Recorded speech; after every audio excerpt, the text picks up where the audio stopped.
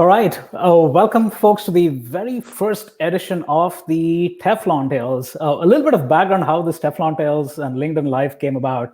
I got accepted to LinkedIn Live. Thank you, LinkedIn, about 4 weeks ago. And I was like, yes, I'm going to do it. Except I thought, like, what do I have to do? Right? There are so many great LinkedIn hosts already out there. What am I going to contribute? So I hit the pause button.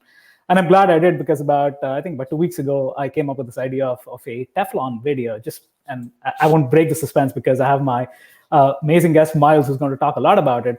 But the idea was trying to take business and life examples from Teflon. So that got a fair amount of interaction. And Myles was one of your comments actually got us together. And then I said, hey, maybe this is a way to try out. So Myles and I connected and we said, hey, let's do it. So Myles, why don't you give a quick intro to our guests and then we'll get started. Sure. All right, I'm in the middle of liking and sharing the feed to get some more people watching. But yeah, everyone, hello. My name is Myles Biggs. I'm very excited to be with you all tonight to talk about Teflon and my Teflon tales. So a little bit about me. I'm sort of a collector of hobbies and side hustles. So like many of you perhaps watching, I have a day job. I'm the director of digital marketing for a marketing agency. And on the side, I dabble in a bunch of things that have forced me to be like Teflon, right? Can't be sticky. So I've had a podcast for about 3 years called Relish the Journey, which if you guys checked it out, love you for it. And then a bunch of other things. I've written a book that I'm working on finishing. I have a TEDx talk that was rescheduled because of the pandemic, but hopefully that's going to happen soon. I lead some mastermind programs. I do some one-on-one leadership and accountability coaching. And just trying to push myself further and further to stretch my own creative boundaries and try new things. And so real big fan of taking action and not getting too swept up in the planning stage. I just launch right into stuff and figure it out as I go. Okay, so that's perfect segue into what we really want to talk about, right? Which is really, I mean, the thing about Teflon, which the reason I even got attracted to the analogy was you get hot really fast. You can make dishes really quickly, right? But Myles, what you are doing, and for people who haven't been following Myles, I encourage you to do so. He shoots one video every single weekday, right? And that takes discipline, takes courage. And also, that's just one of many things that you do. And you have changed careers. You've been a podcast, you are a podcast host, and you do these videos among other things. So for the analogy for me is you have lots of Teflon pans all at the same time.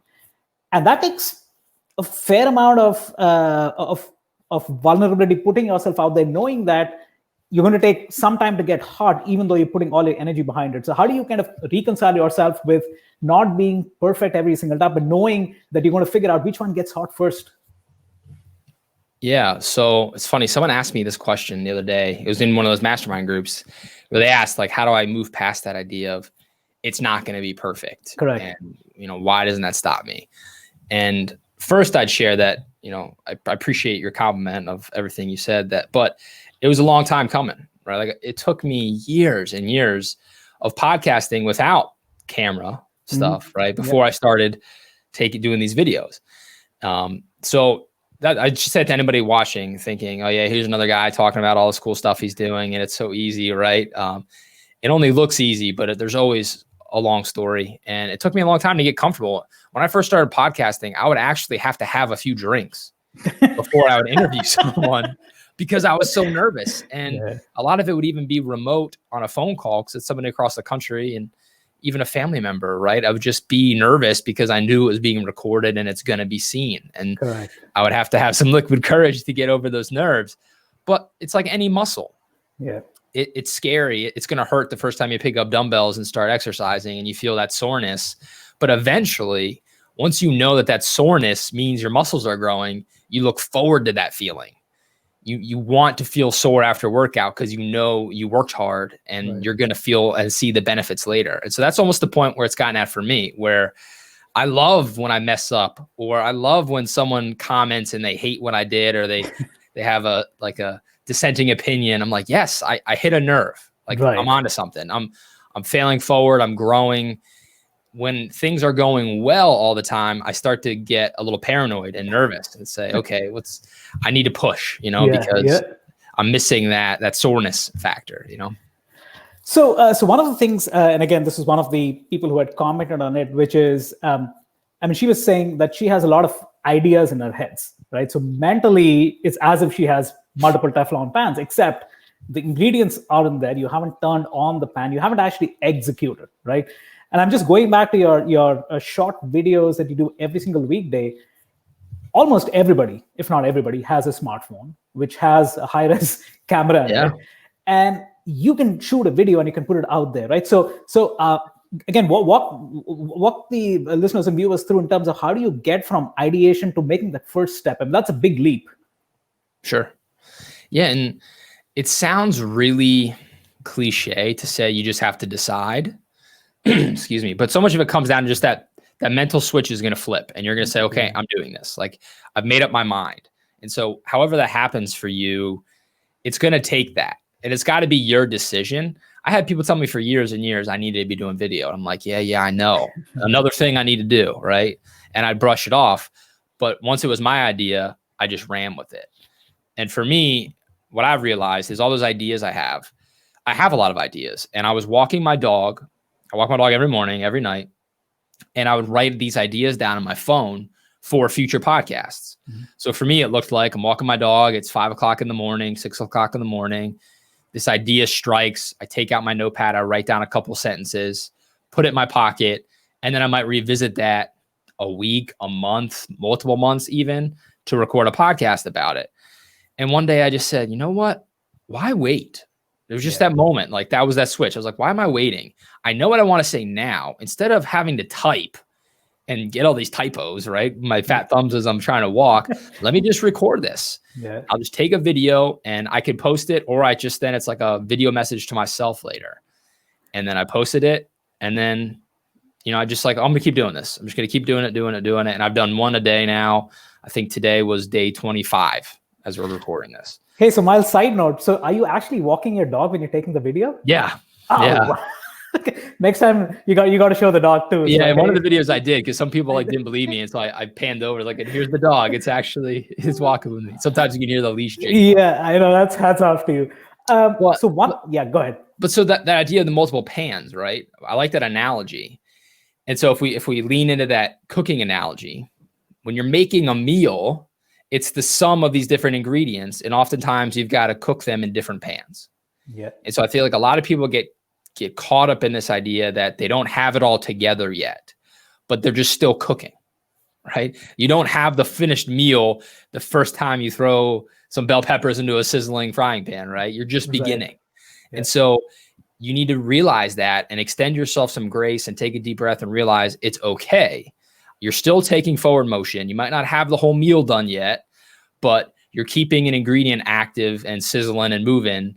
And then once you master that part of the meal prep, then you can move on to the next stage and the next stage and the next stage. And eventually you make the meal enough times, you make it look easy, and you're doing stuff like I'm doing with you.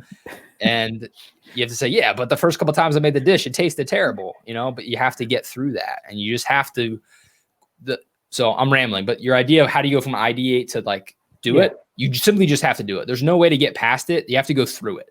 You've got to force yourself out of the comfort zone. You got to just say enough writing down the outline, enough planning, all this stuff about what's going to make it perfect, because perfect doesn't exist. Yep. Perfect is actually just another way to say procrastination. Perfection is procrastination because perfection is a moving target. It's something you should always pursue, but it's never anything you actually arrive at. So you just have to start, and you're going to fail. You're going to mess up. People might laugh, but most people are just going to be on the sidelines saying, bravo, you did it, because they don't have the courage to do it. No, I completely agree. In fact, just before we went live, we were chatting about this. So Myles has actually been on multiple LinkedIn Lives. This is my first ever, right? I mean, with a guest, I did a few intro, but for me, I mean, everything has to come together. So for me, you're right. I mean, there's no perfect moment. And yeah, we get guests. People might find 5:30 Pacific, 8:30 Eastern US time may not be convenient. They might consume it later. Not at all. We won't know that until we try. So I completely subscribe to that. Right. One other thing I know, and I come back to this because I don't think we hear about it often enough. Again, sticking to the analogy of multiple pans and lots of things you're trying to do, you also have to cool down quickly. You can't let these things consume yourself, otherwise you'll burn out. So talk a little bit about how do you kind of bring that. I mean, I struggled with this myself, right? How do you kind of detach yourself and say, okay, this is cool down period and I got to rapidly cool down before I get heated up again? Yeah. And so I used to poo-poo this idea, right? Until I did get burnt out. And so I would say if anybody is watching this and saying, nah, I could keep going, you might be able to for a certain period of time, but you for sure need to prioritize cooling down. And so for me, cooling down can mean a few things. I was a competitive swimmer all through college. And so cool downs in swimming could be just stopping altogether, taking passive rest, or it could be active rest where you're engaging in some sort of activity, but it's less strenuous. You're still recovering even though you're moving. And so when it comes to cooling down, thinking of ourselves like Teflon, I think it's a mix of both. Let's just say podcasting, right? I've got a podcast and I release 2 episodes out a week. One episode is me talking about a topic relative to mindset or personal development. It's like a 5-7 minute episode. And then the other is me interviewing somebody about the journey they're on, an entrepreneur, someone who's done something really cool, or even just your average Joe that just has a really neat story or the really interesting person. About a half an hour, 45 minutes. So 2 a week is a lot. If I waited to the day before I had to release a podcast, right? And then had to record it, edit it, turn it around, do a social post. So for me, the way I heat up and cool down is I focus on batching my efforts. So I know I'm going to do 2 podcasts a week from now until forever. I used to do 1 a week and then I wasn't busy enough. So I, going back to not feeling sore, I said, I'm going to do 2 a week now. And I put more on myself. So I have 2 podcasts a week, recorded, edited, uploaded, social posts created, graphics created, scheduled out in Creator Studio for Facebook and Instagram. All of that done from now until October. Wow. And so now I heated up. The oven was at 500 degrees. Right?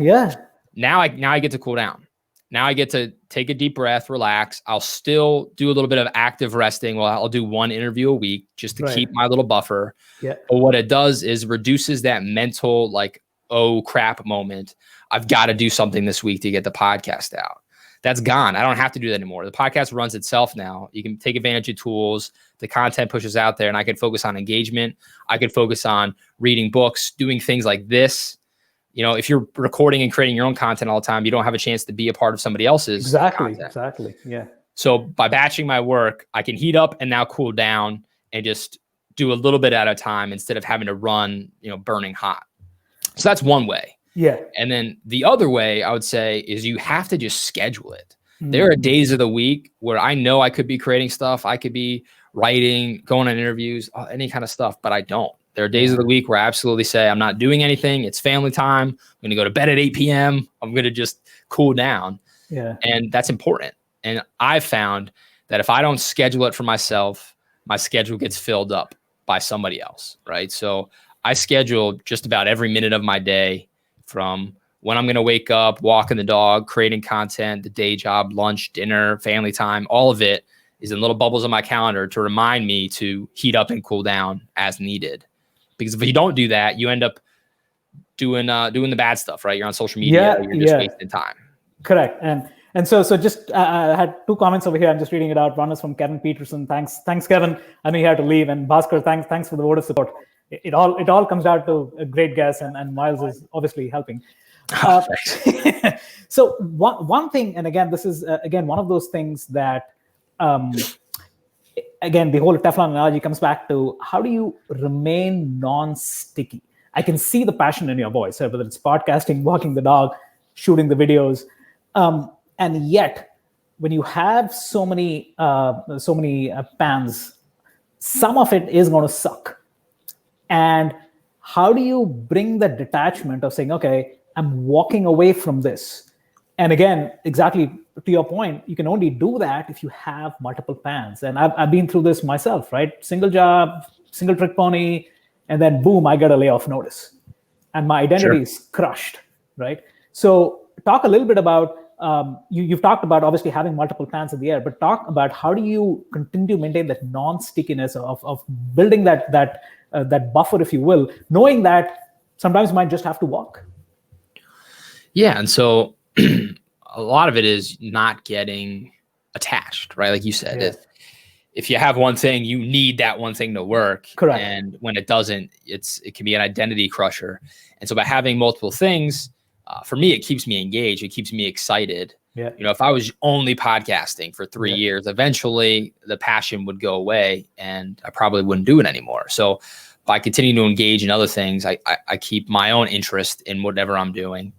So that's part of it. Mm-hmm. But I think the measuring stick by when you start and stop is going to change depending on who you are and how long you've been doing it. So for me, when it started, I was like, am I having fun doing this? Yeah. Yes. Okay. Keep going. Right. Yeah. And for me, it was I'm going to hit 100 episodes threshold for the podcast. I was all about getting to 100, getting to 100, getting to 100.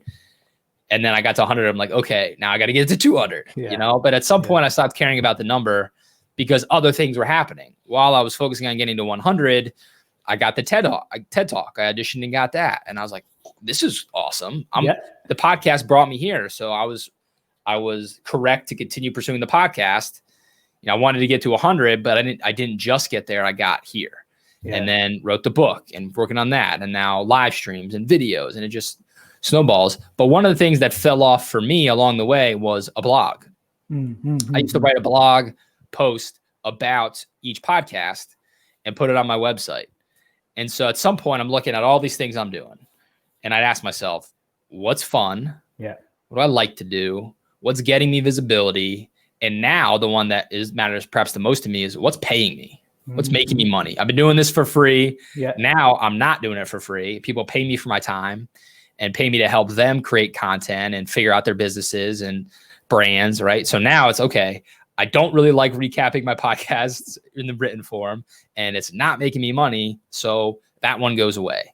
And now I could take the time that I was writing and posting and all that kind of stuff and focus on my videos and video editing and how do I create caption files and that whole new skill that I'm learning. And at some point, the next thing might be like, okay, I don't need to do 2 podcasts a week. I'll go back to 1. Maybe I'll do 1 every other week.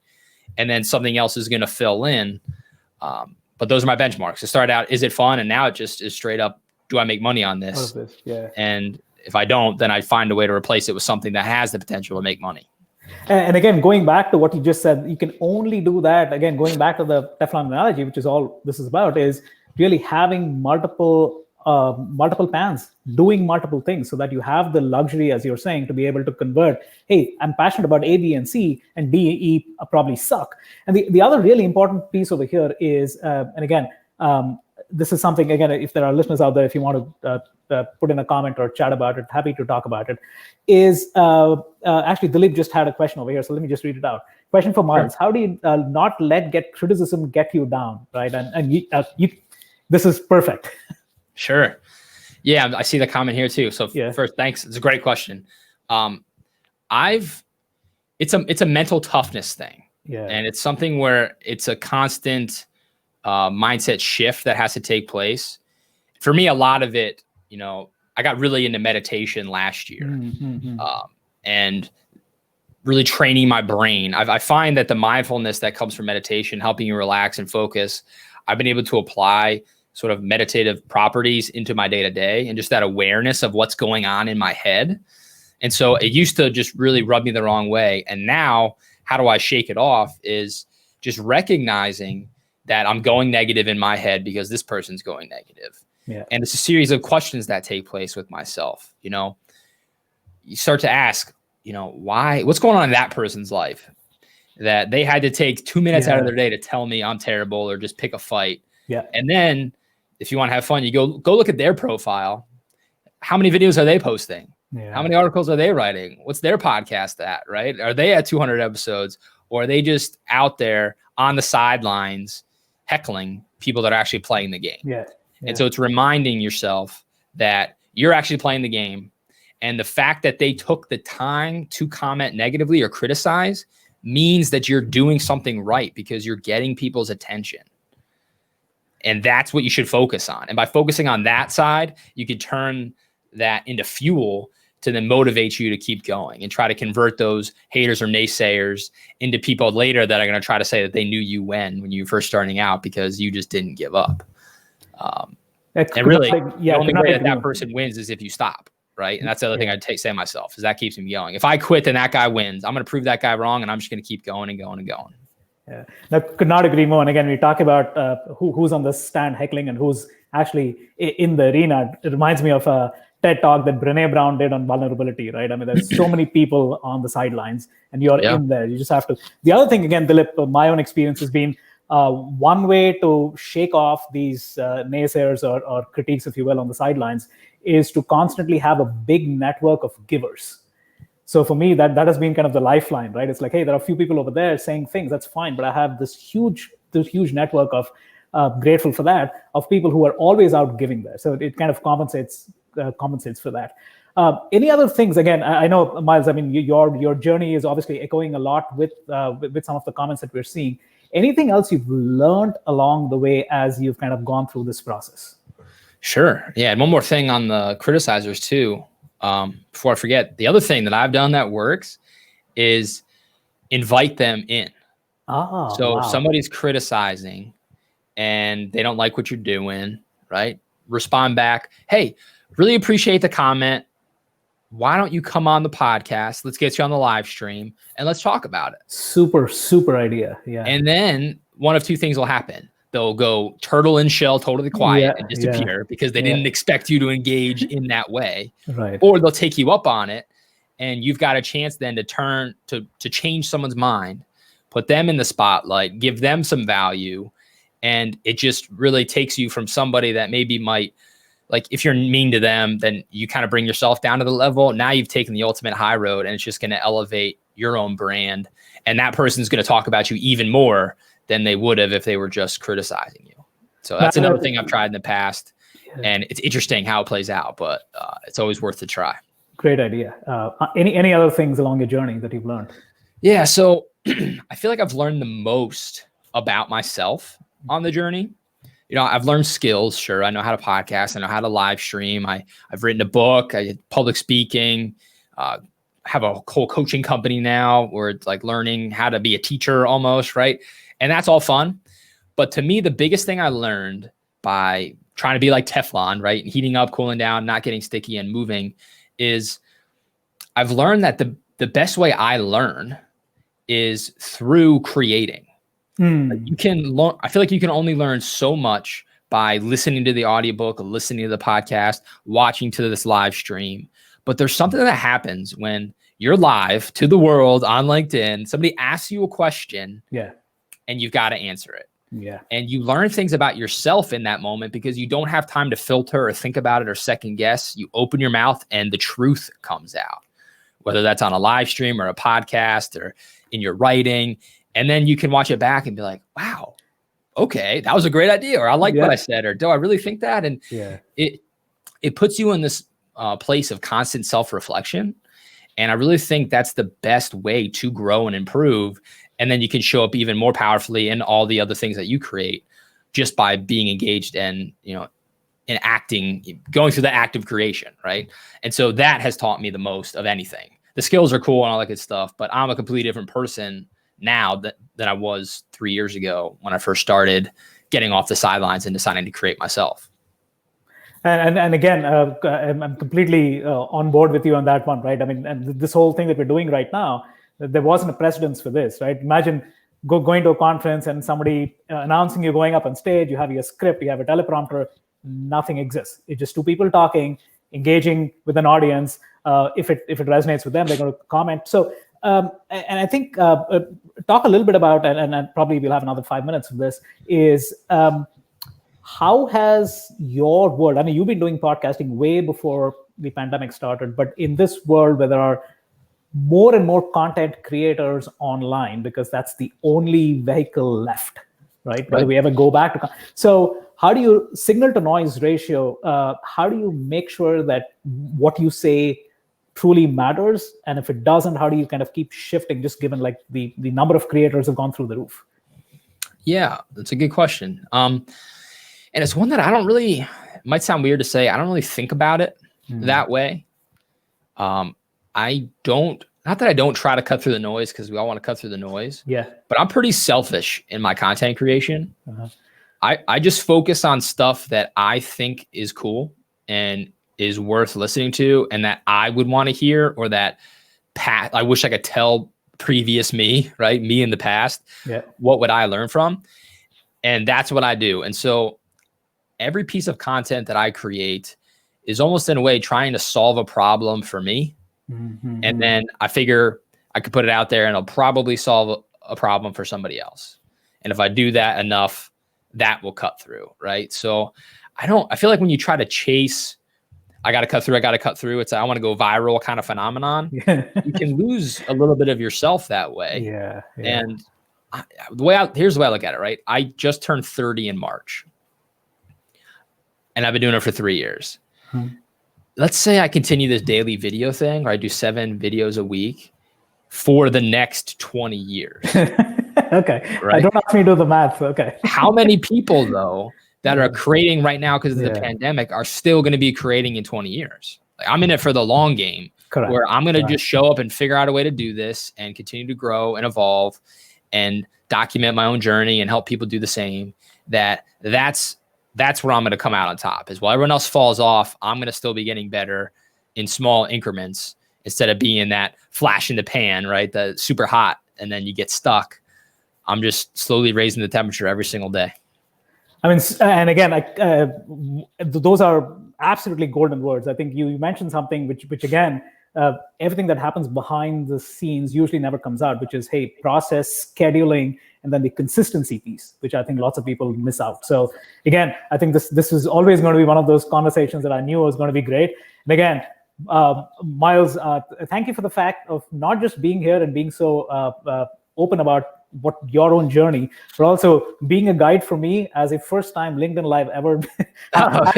Somebody who's done that, it's like, hey, how does that work? How does the comments work? So again, appreciate your time, and looking forward to continuing engaging conversations with you. And please follow Myles, look at his videos, and I'm going to search for your dog the next time. So make sure to show him or her when you're walking next. I'll have to show her again. I will. Yeah, I appreciate you having me on. I think this is an awesome idea that you're doing, and I'm excited to tune into future episodes to see how other people are being like Teflon. It's a really cool idea. So I appreciate you having me, and I appreciate everyone that was watching, and drop in the comments. If I can ever help any of you with anything, I'll engage in the comments after we're done. Feel free to connect with me here on LinkedIn, and let's have a conversation. See where Likewise, it goes. Feel free to connect with me and have fun. And thank you for joining those who did. Who are watching it afterwards, feel free to comment and share. And if you didn't like something, feel free to talk about it as well. I mean, we all are trying to learn over here. And if something would have worked out better, then we're happy to make changes as well. So thank you.